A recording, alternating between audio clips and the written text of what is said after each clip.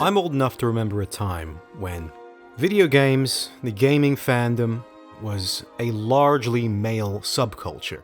Not by design, but purely by nature. It was down to the fact that men, for some deep archetypal reason, were just very interested and fascinated with gaming in its infancy.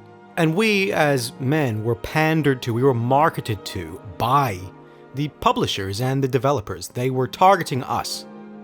And it's interesting to note just how much things have changed in this regard, when nowadays we have this corporate mandate coming from the top, which seems to influence almost every mainstream company, both in video gaming and in media in general, where they are no longer able to target the straight white male demographic. That even though this group still exists and still makes up a large part of the consumer base of entertainment, it's no longer socially acceptable to cater to this group's tastes. Instead, nowadays, there seems to be this fanatical push for companies to pursue and court a new, diverse, female, intersectional, social justice consumer base that may or may not even really exist. Perhaps it only exists in theory or on Twitter. But the phenomenon of get woke, go broke, which seems to have affected so many IPs and caused so many corporations record losses, prolific decline in profit, their shareholders getting absolutely justed.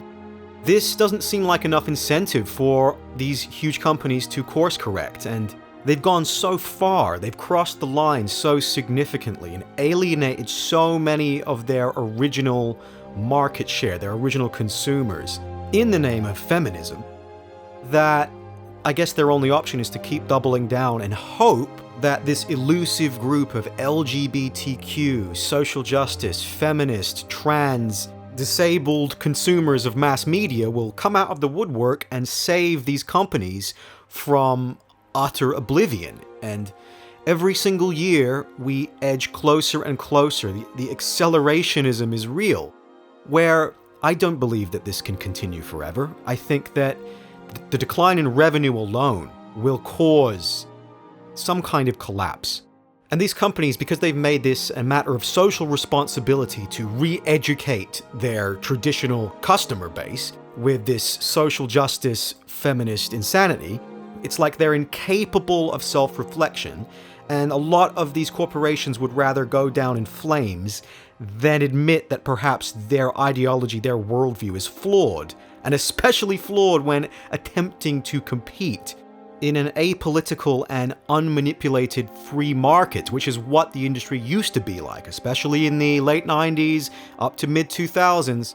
And of course, it was still a profit-driven industry. And that's completely fine with me. I have no problem with that, because at the time, we were witnessing a golden age of interactive media. We were watching a meritocracy operate as intended, with legendary companies like Capcom, Sega, Nintendo, Konami, Square Enix compete with each other and try and capture that market share and win our favor.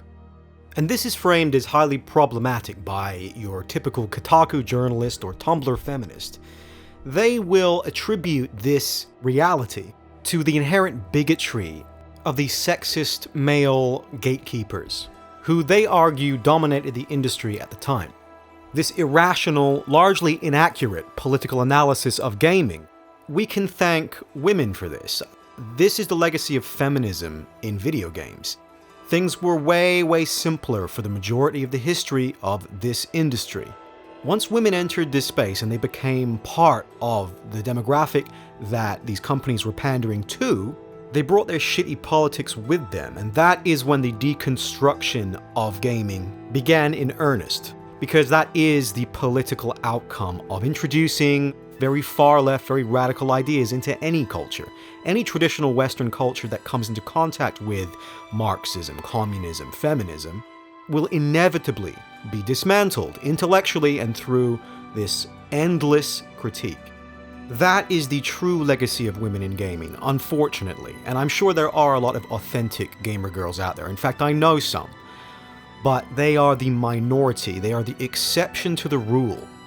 In reality, on a macro scale, women have entered this traditionally male space and politicized it. And they're in the process of actually demonizing and forcing out the very people that created it.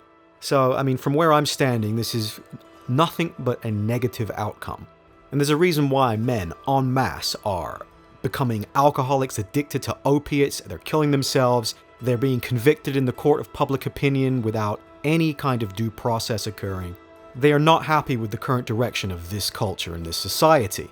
And where we once had the video game fandom as this positive masculine space where men could get together, blow off some steam, and, engage in that sense of brotherhood, that sense of community, and enjoy a refuge from the larger cultural decline of Western society.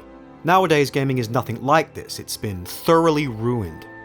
This is what happens when you see a generation of university-educated millennials, a lot of them women, enter a pre-established subculture, because it is the idea of this Marxist interpretation of the economy where inequality can only rise out of injustice, of oppression. They don't factor in natural aptitude, of inherent talent, into their overall ideological analysis of human behavior. For them, equality truly is the greatest virtue, and any instances of inequality must be a product of human greed.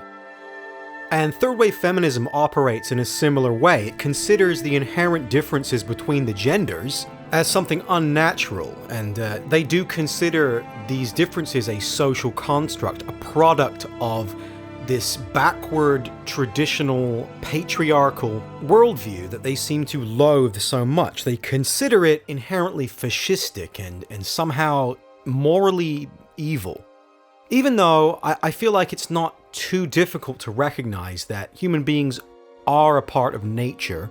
We did evolve battling nature and competing for the right to survive. And at this point, I think it's pretty clear that men and women, we're two sides of the same coin that have talents unique to each of us. We are not equal in the progressive intersectional sense that men and women are interchangeable economic units of production. And frankly, it seems kind of convenient that this neoliberal canard that women must enter the workforce and compete economically with men, slashing wages in half and making everybody fucking miserable. That this is a prescription of SJW far-left third-wave feminism, because women are unironically more miserable and depressed than they've ever been. Statistically, according to studies, women are not having a good time in this current social paradigm that they themselves agitated for decades. They seem to have become the proxy warriors of a neoliberal elite, and it's this elite that are actually benefiting from this current nightmare clown world that we live in, because both men and women seem to be suffering. This hostile ideology, it's designed to subvert, and the most effective, most efficient way to subvert a culture is to propagandize the women. If men are the stewards of a civilization, then women are the stewards of society. Turn women against the civilization and, what hope do they have? So obviously, the cultural engineers, they know what they're doing, and they are fully aware of how toxic and destructive third-wave feminism is, and it's been developed and injected into the public consciousness through academia and media on purpose. And all you have to do is look at what happened with gaming to understand that this is a microcosm of the subversion of wider Western culture. This is why we can't have nice things in 2019. This is the true legacy of the eternal femoid.